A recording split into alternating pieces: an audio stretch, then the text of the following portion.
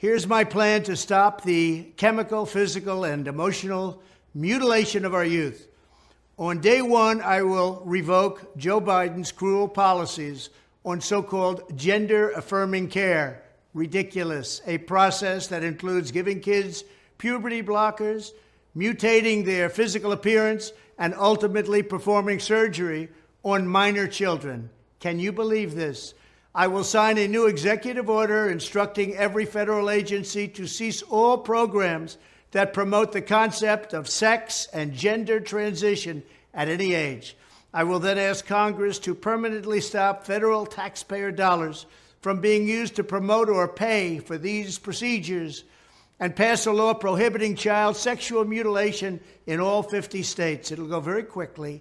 I will declare that any hospital or healthcare provider that participates in the chemical or physical mutilation of minor youth will no longer meet federal health and safety standards for Medicaid and Medicare and will be terminated from the program immediately. Furthermore, I will support the creation of a private right of action for victims to sue doctors who have unforgivably performed these procedures on minor children. The Department of Justice will investigate Big Pharma and the big hospital networks to determine whether they have deliberately covered up horrific long-term side effects of sex transitions in order to get rich at the expense of vulnerable patients, in this case, very vulnerable.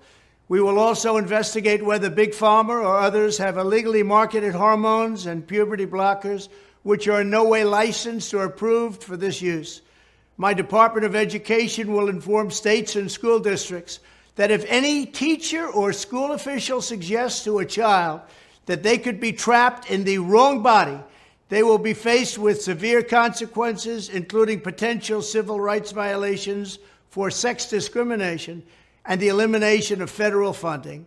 As part of our new credentialing body for teachers, we will promote positive education about the nuclear family, the roles of mothers and fathers, and celebrating rather than erasing the things that make men and women different and unique.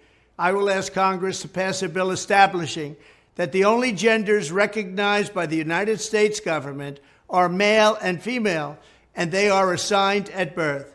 The bill will also make clear that Title IX prohibits men from participating in women's sports, and we will protect the rights of parents from being forced to allow their minor child to assume a gender which is new and an identity without the parents' consent.